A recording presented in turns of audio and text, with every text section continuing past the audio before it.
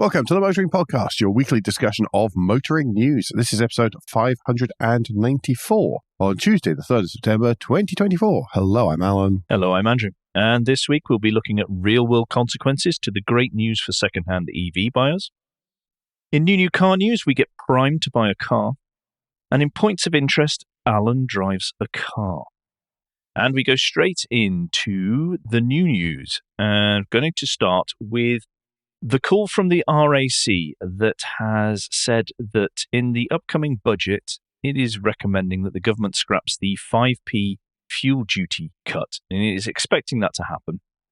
Now, this got a lot of people very cross who only read the headline and then didn't actually read the rest of the justification or understand the situation. However, as we have almost every month been reporting for quite some time, the RAC has been pointing out how the petrol retailers are not passing on that fuel duty cut that was provided to help everybody because of the cost of living crisis, and they have just pocketed the extra profits. The RAC is saying, well, if we're so short of cash that as we're being led to believe, then perhaps stop giving it to petrol retailers. Of course, we all know what will actually happen. So after it was meant to be the 5p cut on duty, and that went straight into the petrol retailers' pocket. As soon as the government says, petrol retailers, we're not giving you that money anymore, then the petrol retailers will go, okay, then, but just ramp up all the prices by 5 pence because they're people like that. Well, I hope they're called out for it. I hope the government makes it clear that that's what they're doing. I mean, really clear. I mean, really, not just like a line in the budget clear. No. A proper, here's an advertising campaign to explain what happened, because you can always blame the last lot for that bit. And here's what happened, and here's what's going to happen. And if we see this happening, we'll be quite unhappy. Yeah. Let's move on, because there's lots more moaning to come. And we don't want to use it all up on this one story. Let's be minorly angry at a number of stories rather than raging at them all, because you'll just have more editing to do. Okay, well, with that in mind, do you want to take us to Hackney? The London Borough of Hackney, well known to readers of Private Eye, is about to try to introduce motorcycle parking charges.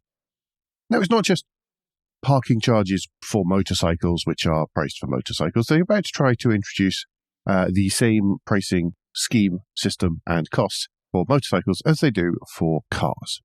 Now, I'm not a motorbikeist. No, me neither. But they do take up a lot less space than cars. As a result, they don't cause the same congestion as cars. And there are many benefits in an urban setting of a powered two-wheel way of travelling. But when you take that into account, it seems odd because the council is made clear in what they have stated as part of the justification for all this, is they expect motorcycle commuting to drop by 70%. I don't understand why you would want that. I mean, motorcycle commuting is not a massive thing anyway, because there are various drawbacks to taking a motorcycle places. Mm-hmm. One of which is you have to dress up like a gimp in the British weather most of the time. Yes. It seems a very, very strange thing to do. It is based, I don't get it, but then it's the London Borough of Hackney. They are absolutely bat poo anyway. This group, the Motorcycle Action Group, is raising money for a legal challenge against this.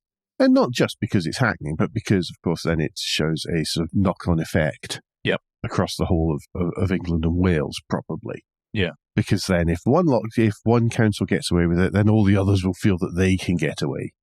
Motorbikes, scooters, whatever, along those lines are a perfectly reasonable way of reducing congestion, especially as more and more of the cans that people are using in towns and cities can move to being electric. Yep. Massive benefits, but, it's the London Borough of Hackney, everyone. Mad as a box of frogs. I'm going to take us to Hyundai now, and they are the latest company to announce a tweak, revision, change, however we want to describe it, to their plans for models and powertrains in the coming years. They want to double their hybrid lineup, and that will also include a range extender, which will be capable of traveling more than 500 miles on a single charge, apparently. That sounds very interesting. They hope that the increase in hybrids, which is going to go across all the types of cars they offer, will help tackle, as it says in this AM Online article linked in the show notes, tackle range anxiety, infrastructure concerns, and economic uncertainties in key markets. So as in all markets, there is economic uncertainties. As we were discussing with Ford last week, I think we're going to see more and more companies announcing changes in how they're doing things because of the reality of the markets out there and the reality of consumer purchasing and business purchasing. Obviously, we'll have to wait till next week to discuss SMMT figures. They come out Thursday. It's for August. That's typically a quieter month anyway because we have the plate change in September. Although how much difference that makes these days, I'm not convinced. I'm not really sure there's that much. Especially as so many people add a private plate. But it's interesting that Hyundai are going down this route because they also still aim to hit their 2 million annual EV sales by 2030. So this is on top of that. But Hyundai, of course, completely global firm in their offering. Mm-hmm.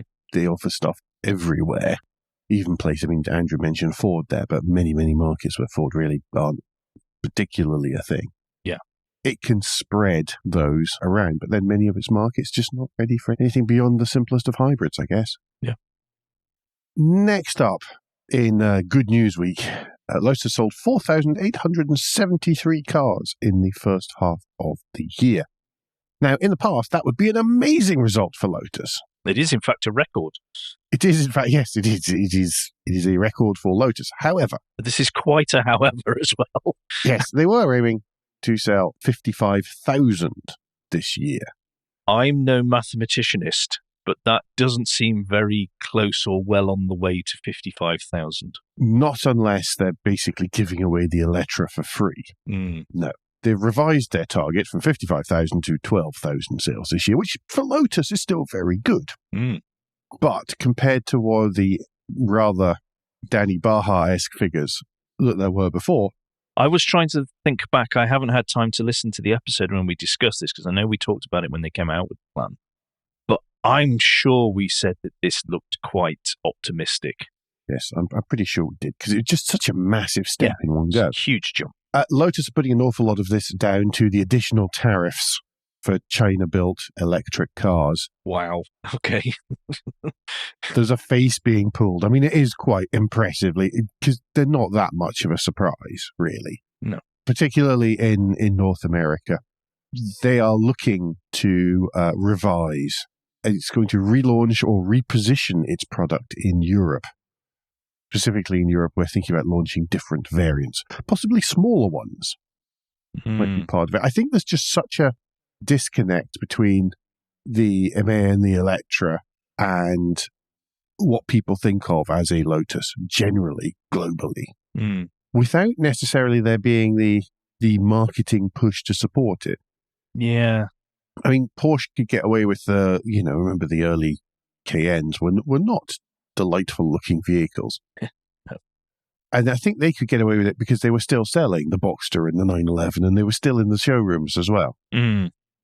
But this time, and it was something that people could buy to tow their Boxster or their 911 to the track and stuff. Whereas here, I think Lotus has missed that trick. Well, it feels a little bit that they've gone from we're a sports car manufacturer to now we're a luxury GT manufacturer. Yes, we're a British sports car manufacturer now all of a sudden. Yeah, without sort of steps in between or a link. Maybe I'm being harsh. I don't know. It's me when I'm telling a joke. I know what the connection is between stuff, and then I'll say the thing that relied on those three steps, and people will just look at me. You just forget to say them out loud. And I think that's what Lotus has done. It was funny in my head because I knew what went in between. Yeah.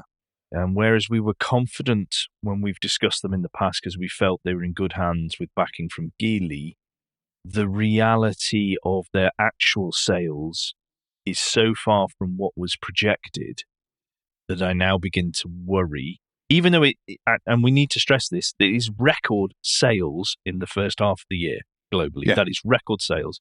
They've never done that before, so that's great. But then you look at things like, as it says in this article, it says there's a 50% drop in the Chinese luxury car market. There's tariffs coming to the EU, which Lotus will be hit by. even though it's a reduced rate because of the Geely connection. Yeah, and all the various stuff in the UK already. Yeah, but their electric stuff isn't made in the UK. No. Then you've got, obviously, that isn't news to anybody, but the Inflation Reduction Act in the US and how that has actually, in contrary keep the Chinese out. Yes. Keep the Chinese out. It basically just keeps the Chinese out completely. Canada have just jumped in and said, yes, it's 100% on any Chinese-made EVs, tariffs as well. It's not a favourable market for Chinese EVs globally, no. Or to large portions of it anyway. Yeah. Particularly if you are going to be at the more expensive end of that as well. Yeah, well, so let's see how they untangle that. Yeah. Meanwhile, another Chinese but formerly European EV brand. Yes, onto Polestar. And the CEO, or former CEO now, Thomas Engenlath, has resigned after 7 years. And he is going to be replaced by the former Opel Vauxhall boss, Michael Loscheller, who was also been the CEO of VinFast from Vietnam, the president of the US Nikola Motor as well. Okay. But there is no indication why Engenlath resigned, which is what he's done. And he's helped lead the brand since it became a separate thing in the last 7 years. Nikola Motors, it was the truck that was very efficient when it was rolling downhill, wasn't it? Where one of the people, as in the person who created the company, then has been sent to prison. Yes. Yes. And VinFast, run by the Vietnamese government, is really, really successful, isn't it? And who the American motoring press were not complimentary of the standards that they were expecting. Yes. It seems like a rather strange choice of CEO. Now, of course, all of those other things could have been unlucky.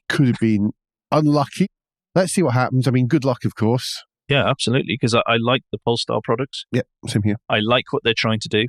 Again, it's just astonishingly challenging at the moment for well-established legacy manufacturers, let alone people who are trying to break into the market and be taken credibly. I saw a V60 Polestar recently, by the way. Oh, yeah. Yeah, I do quite hanker after one of those. Yeah. Somewhere on YouTube, there's a drive of one by me, and I'm mostly being effusive about it. Ticked a lot of boxes for. Oh, yeah. Yeah.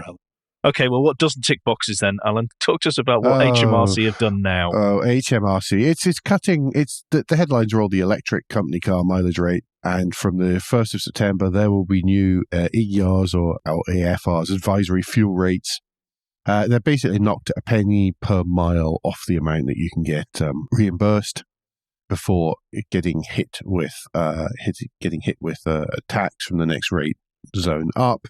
They've done it for electric, they've done it for diesel, they've done it for petrol, they've done it for LPG. Mm-hmm.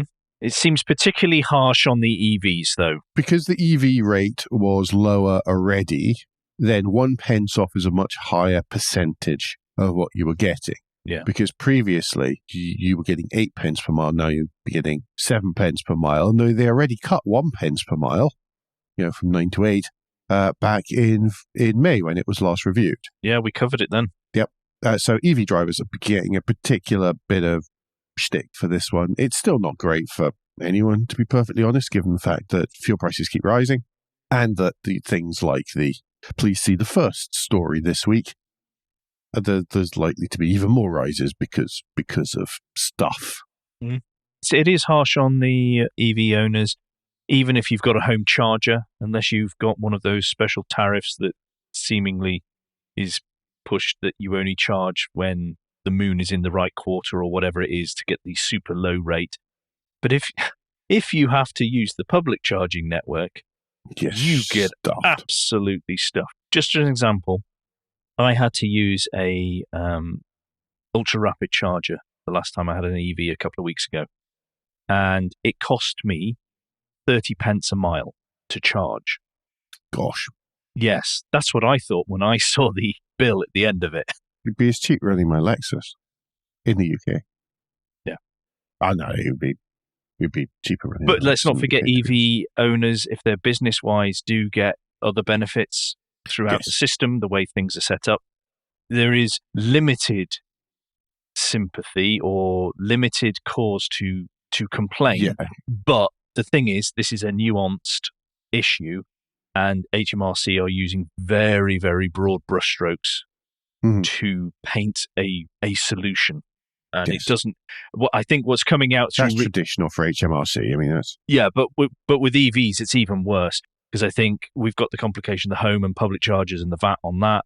Yeah. And then people's situations and whether they can charge at work or not. And all these other, there's so many nuances to it. The complaints from within the industry are, come on, we have to come up with a better system than what is being done at the moment. Yeah, it's a bit shafty. Good luck with that, though. Right. Okay, next fun story. It has been nothing but misery, I'm afraid, this week. No, the Hyundai one wasn't total misery. Oh, wow. There's a small candle of hope in the abyss of miserableness. It's not our fault that everybody's still been on holiday for that last week. I know. Yeah, come on. PRs, get your fingers out and get some good news, please. Yes. I'm presenting this and I want to slip my flipping wrists. This is the last one, we promise. And then we're going to talk about interesting and fun stuff. Yes. Okay, Lex Autolease, massive drop in pre-tax profits of over £400 million. Lots of this comes from the fact that residuals of EVs, of new EVs, have dropped as certain companies around the world have randomly changed the pricing of their models, leading to significant drops in value of ones that had already been purchased, and basically throwing all of the hard-worked calculations and Excel spreadsheets that have been used for some considerable time into apoplectic fits. Thanks, Tesla. Yep, absolutely. For example, the used battery electric vehicle values have dropped more than 60% since September 2022, which has meant that there has to be some way to claw back the much bigger drop in value than was expected. So rental costs go up. There are leasing losses if you're a fleet. Yep. To all the people who were happily going, oh, look at how cheap it is to buy a second-hand EV, this is the very real other side of that coin, which is someone has footed that bill. Yes, the consumer at that very moment buying a second-hand vehicle is getting a good deal. They are benefiting from this. However, someone has taken the loss somewhere, and if it's a company, they're not going to be prepared to do it again. So they will adjust things, which will mean new car prices either are increased, or more likely, if it's obviously like with the leasing prices become more unaffordable because they have to go up, because they have to now factor in somebody across the Atlantic deciding, I will change the price now. There's not just that. It's also some of these hack job pieces done by some of the big British newspapers. Yeah. Where their motoring correspondents are sensible, good people who know their stuff, and yet some columnist goes off and sort of invites chaos. Oh, well, there's so much misinformation because a lot of the people crowing about how great it was to get a second-hand EV are people who are pushing for more EVs for more people to buy an EV. And you go, well, that's. Can you not work through this and see how it is actually a problem? And it is a big problem. Yeah, but that doesn't fill 500 words, that way. Whilst you are completely correct that there is a lot of nonsense in mainstream media, there is also equally a lot of nonsense coming from pro EV as well. Yeah, totally. It's just grow up, the lot of you. Yes. Anyway, Alan, do you want to tell listeners some good, positive news on how they can listen to this show? Yes, you can listen to us. When we're not moaning. In other weeks, when there is not quite so much misery going around the place, you can listen to us in a number of ways, of course. One challenge that people have had is that there's not really a great way of listening to podcasts on Android. Apple have made Apple Podcasts available on Android. Now, it's not an app. I don't think you can download stuff, but as long as you can stream, you're good. But there's a link in the show notes to how you can go to the Apple Podcast page from the browser on your Android phone, and you can bookmark it for the front page, and it will play, and you can log in, and it will remember all of your favorite podcasts and let you automatically update when new when new episodes are available. There's a link in the show notes to an article on that from Pod News, and it explains very quickly in like a couple hundred words exactly how to do it and how you can use that to subscribe. Everyone is on Apple Podcasts, even more than they're on Spotify, and the user interface is pretty decent. Mm-hmm. Yep. It is not the world's greatest podcast player. There are others for that. Pocket Casts. Yep. That's our full recommendation for the Android operating system is Pocket Cast, but if you don't like it, it's paid for, isn't it? You can get free. There is a free version. There's a free version. This is a free version, a free player, which is open for all. Mm-hmm. Right, I will take us into new car news, and I will start with the Citroën C5 Aircross. It is now going to be, according to this Autocar article's headline, reinvented as flagship with 435-mile range. This is all part of Citroën revamping their range, and they're going to be cutting vehicles that don't sell as well as they want. So, for example, the C5X, which is the saloon version of this. I had to go look up what the current generation of the C5 looks like. Yes.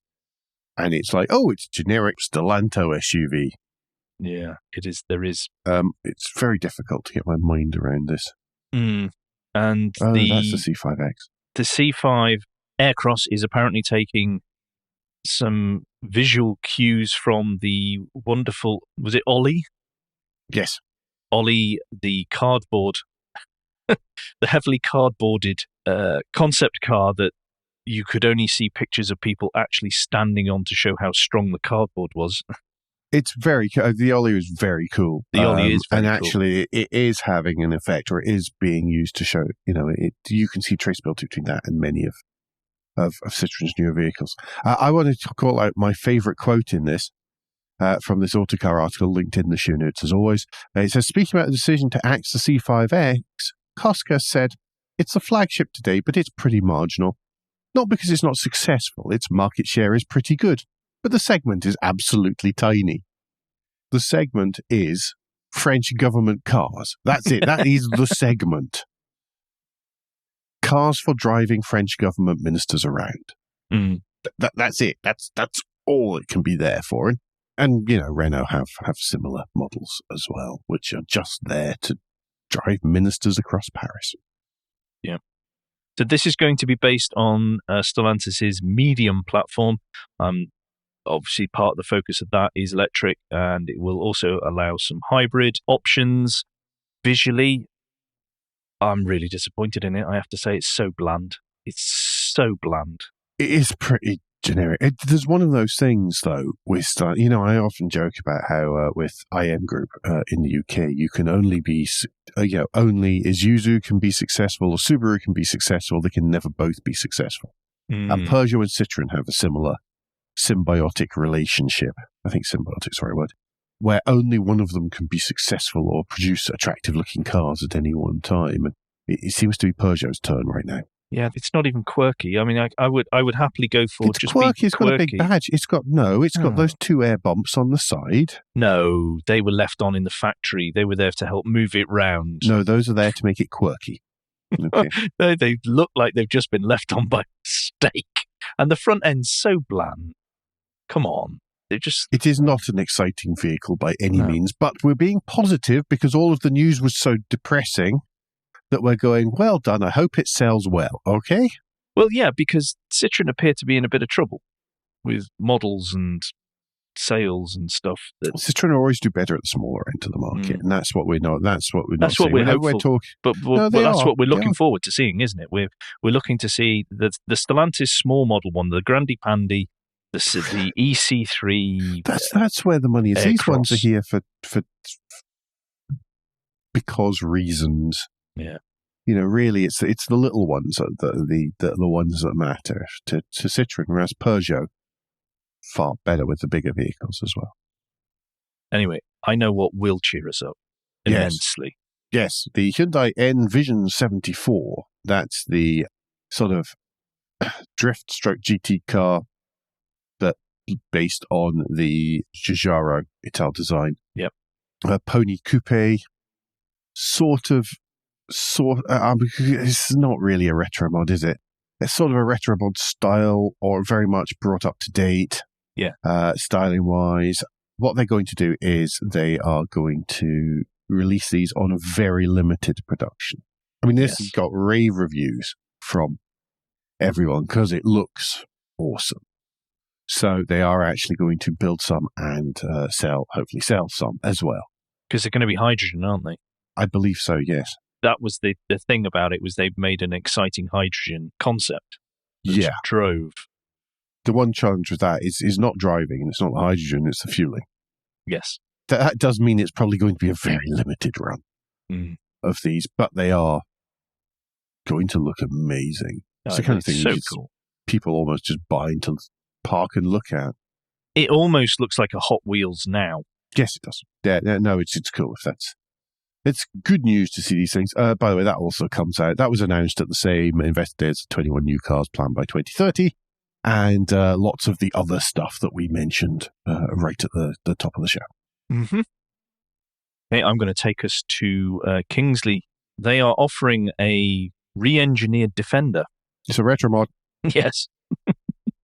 Pretty cool looking retro mod, to be fair. And there's no windows, so Alan could drive it without complaining about his elbows. And it's my shoulder. It's my shoulders, yes. So there should be shoulder space. Kingsley have done lots of work on early Range Rovers. Yes. And their work is really nice and really tidy and well done. And the ones that I've seen have been incredibly tasteful. Yes. And a cool way of getting into an early Range Rover and having one that is usable day to day. Well, the Defender that is being shown in the pictures in this Motoring Research article does look pretty cool. It's got a bikini top for the roof, and you will need from £168,000 for this, but there is an online configurator, so fill your boots if you are bored any day, because I imagine you can spec an awful lot on the configurator on this, because it will be a what would Sir or Madam like on there. I mean, this one's got the bikini top and nothing else, of course, that which is perfect for the south of France, towing your boat down to the slipway in one of the small villages there, and then back up, of course, to outside your villa up on the hillside. Similarly, Land Rover themselves have also released the Defender V8 and configurator as well. Pricing is not dissimilar. Mm-hmm. It's another good configurator. When they released it, the what's it called? Is it limestone? So the slightly off-white looked distinctly yellow on the configurator, but they have amended that. So everything looks, so if you spec it in sort of... Yeah, but that was for the bolts are rusting look on ancient. It did have a pre-aged... The farmers where I used to grow up seemed not in a good way. Affected. Moving quickly on. But as we were chatting about before, and there is, of course, the third option, which is the Ineos special. Nothing says nouveau like an Ineos instead of a proper Defender. I mean, they're all trolling, Land Rover especially. There will be, what they're offering is the D90 and the D110 from Kingsley. So do check out the link in the show notes to have fun with the configurator there. As I say, similarly, Land Rover's own one as well is worth a good half an hour for employer's time. Yes. Okay, well, as this appears to have been the Hyundai episode, do you want to just finish with the last Hyundai article?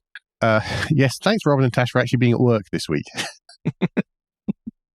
Yeah, Hyundai is opening a new digital car hub on Amazon. It's a brand space on Amazon. Amazon UK. On Amazon UK, pardon me. It'll let UK customers discover more about the marque's latest models and book a test drive.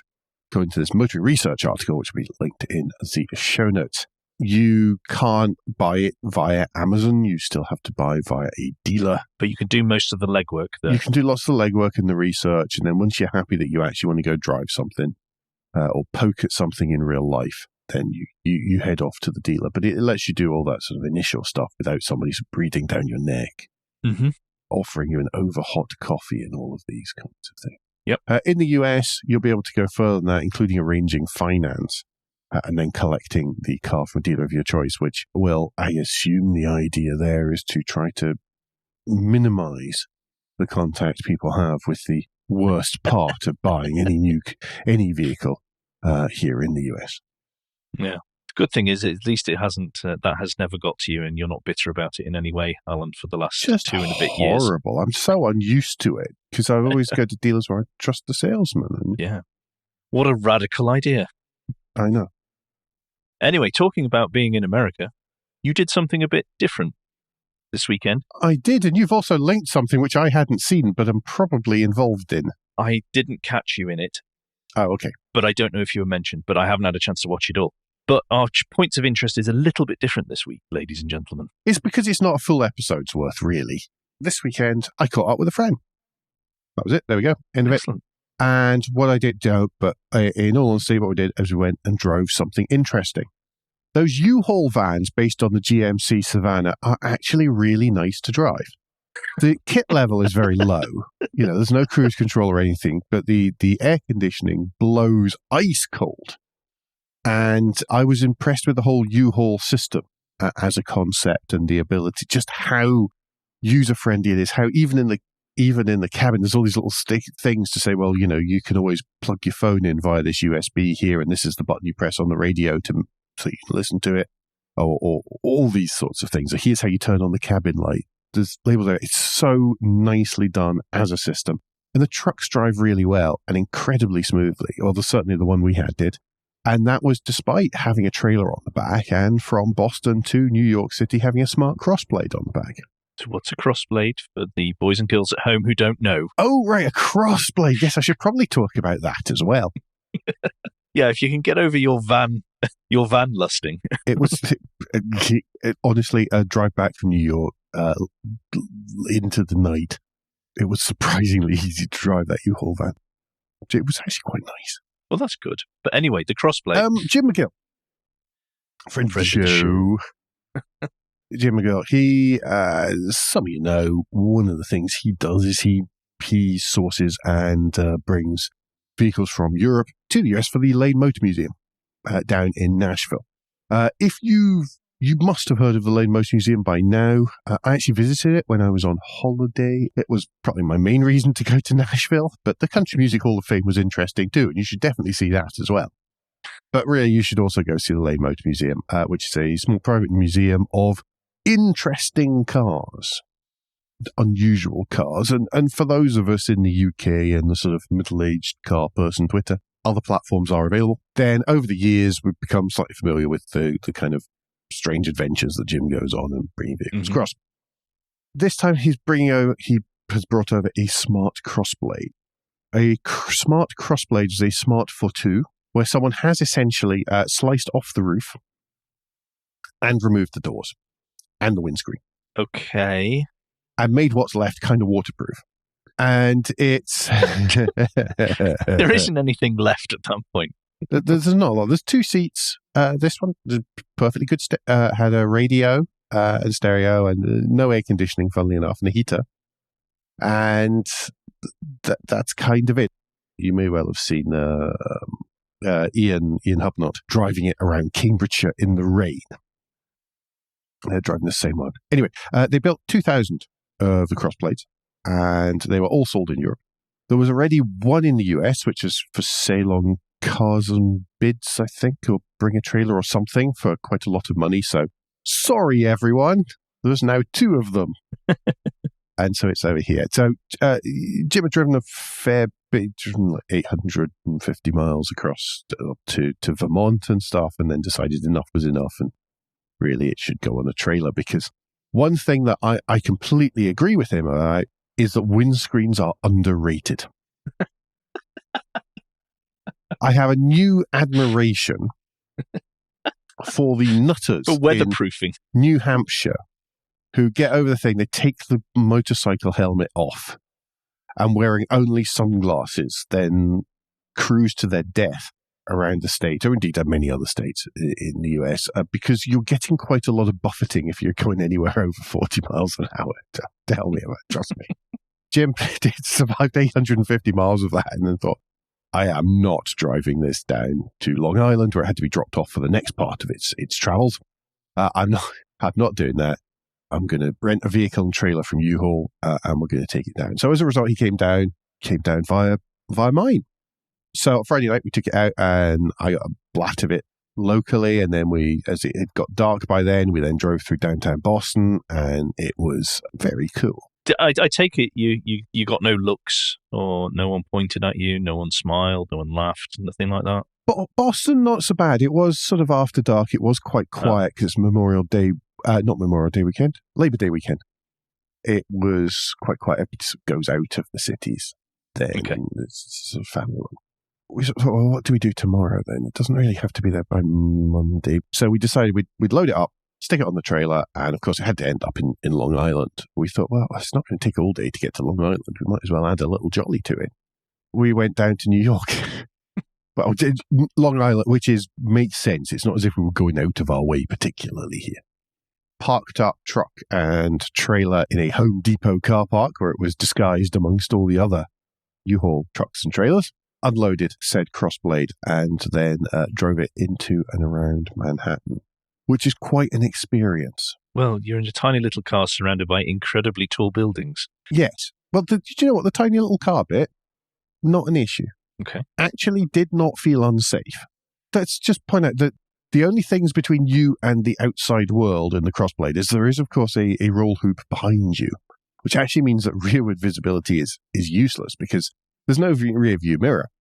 And the reason there's no rear view mirror is because there's nowhere to mount a rear view mirror because there's no windscreen. They didn't stick it on a pole up the middle like a Merc racing car or something. No. And there's only two little smart-sized mirrors. More about how... by the way, which makes it kind of hard. If you think of it like a traditional vehicle, it makes it kind of hard to reverse because you then think, oh, hang on, no, I just hang my head out the side, won't I? But it's not something I normally do. Because you don't have any doors, what you have is sort of a bar on either side that rises like doors on a Lamborghini Countach, but it is only a bar. So it just goes straight up on the gas strap. That's it. Okay. But it's really comfy level to lean your left arm on. So you sort of end up sort of loose sitting in this thing. Yeah, we headed into Manhattan and drove around. Something which I have told colleagues I'm definitely not doing. I'm not driving back to New York again. It's not fun. Take a train. You don't want to drive around. Well, it was a holiday weekend, so Manhattan was quieter than normal. But driving it around was quite something because there's nothing between you and everyone else. So you could hear the comments. Well, the trouble was that they could probably hear our comments as well, which didn't really help. But the comments, New Yorkers, famously hard to impress. Yeah, and always so shy and retiring. Yes, they really withhold their opinions. Everybody loved it. Cool. There's people, on the interstate, you have the challenge where people are so busy taking pictures and videos, whatever else, that you're like, I'm keeping an eye on you. I'm not really sure you think. And people roll down their windows, giving you a thumbs up. And it was a thumb, by the way. And go, I love the car and all these things. And then in Manhattan, people were the same. You get like people trying to look cool at crossings and they'd be sort of glancing sideways and glancing sideways and glancing sideways. And then you'd see the smile. There was a lot of that. Thousands and thousands of people. Just the smiles, waves, thumbs ups, people in modified BMW M3s and stuff, pulling up beside and go, I love the car. That's so cool. What is it?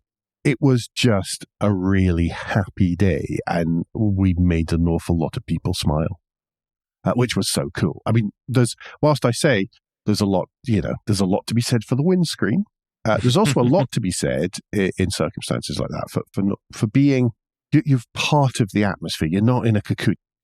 In the Crossblade, you are out there with everyone else and joining in. There was one point where somebody cut me off, and instead of hitting the horn, I sort of maybe let out more of a strangled yelp instead. And yeah, that sort of made the person draw back into their own lane. It was far more my reaction had I been on a bike than driving. Yeah. And it felt very much like that. It was so much fun. It was, and it was fun that it seemed like pedestrians and people all around were joining in with as well. Little kids waving. The only car that it took me a while to realise what the only car I'd had where I'd got such a similar positive reaction, and that was the Aircross. Okay, yeah, I can see that. Hey, that's cool. What is it? Yeah, I can see that. That was fantastic. So, well, it's so unusual. Yeah, really They're was. both so unusual. And like all the questions, is it electric? What is it? Is it a kit car? And all this, and any questions all the time. But yeah, very, very excellent. Thankfully, it was dry. Well, it was dry apart from one point in the interstate where they were spraying water onto some recently laid concrete. And it was like, brace yourselves. So zip through the spray as quickly as we could. Well, there will be linked in the show notes. Jim has posted a video on the Also Driven YouTube channel. So there is a video that will be in there where he explains what's going on and everything. Do watch that. It's just under 10 minutes, I think. So it's not a long one, but good bit of fun. And you get to explore the car. Lots of fun. Really good. Thank you so much to Jim for letting me join in on this adventure. Thank you, Jim, taking him out of his flat, stopping him being miserable. Yeah, okay, I would have found other stuff to do. That was a good last minute thing. And thanks to the Lane Motor Museum as well for importing and interesting cars and having an awesome museum on the outskirts of Nashville. I went purely on my own dime. If you can get there in a weekend, then most weekends they also give tours of the vault underneath and the vault in the workshop, which is where they store a lot of the vehicles that aren't on wide display. As I say, if you follow us and you follow similar people to us on social medias, then many of them will be familiar. Mm-hmm. But yeah, good place to go. And thank you to them for letting this be possible. Yep, thank you. Okay, I'm going to round out the show then with the and finally, and this is from Classic and Sports Car, and a bit more of motoring art. And this time it's from a Manchester-based painter who is called Jen Orpin, and she paints predominantly, but not exclusively. She paints a lot of bridges over very recognizable stretches of roadway, particularly motorways. And there's just a wonderful collection here in this article. It's only a small segment of what she's done, because I think she's up to over 600 paintings now. And she has an Etsy shop as well. And there's also her website is linked, and also how to follow her on Instagram. But she explains as well, which is awesome to see, what caused her to start doing this. And it's what inspires so many of us, is young experiences with the family and motoring, and how she's tied it back to those fond memories. And I just think some of these are absolutely amazing. I love the Fortin Gateway. To be honest, I always love Fortin Gateway. I love the Fortin Gateway. Picture or painting. They're awesome. But there's some cracking stuff on here. Yeah, it's really nice stuff. I really like this. This was a great one. Great to see it showcased as well. Yeah. I think that's us for this week. Yeah, and again, apologies for the first part of the show, but there was nothing. We can't make up the news. No. We refuse to make up the news. Yeah. Life would be much easier if we did make up the news, I think. Yes. I don't know if we could be quite creative enough, though. No. But anyway, between now and next week, don't forget you can give us any feedback. Share your thoughts of the show at Motoring Podcast on Twitter and Instagram, on Facebook, and on the contact page of motoringpodcast.com, the hub of all our activities. Remember, you can support us financially via Patreon, and please leave a review and rating on Apple Podcasts or however your podcast app lets you do such a thing. Andrew, what's the best way to get in touch with you? Best way to get in touch with me is if you search for Crack Windscreen on Mastodon, or failing that, if you're on LinkedIn, I am there under my real name, so do feel free to connect or follow on there. And Alan, if people would like to know even more details of how wonderful it is to drive around in a car with no windscreen or roof at the same time, how do they get in touch with you personally? Any of the grown-up social medias, I guess. On all of them, I'm at AJP Bradley. That's Bradley. We will be back very soon. But until then, I've been Alan Bradley. I've been Andrew Clues. And safe motoring, preferably with a windscreen.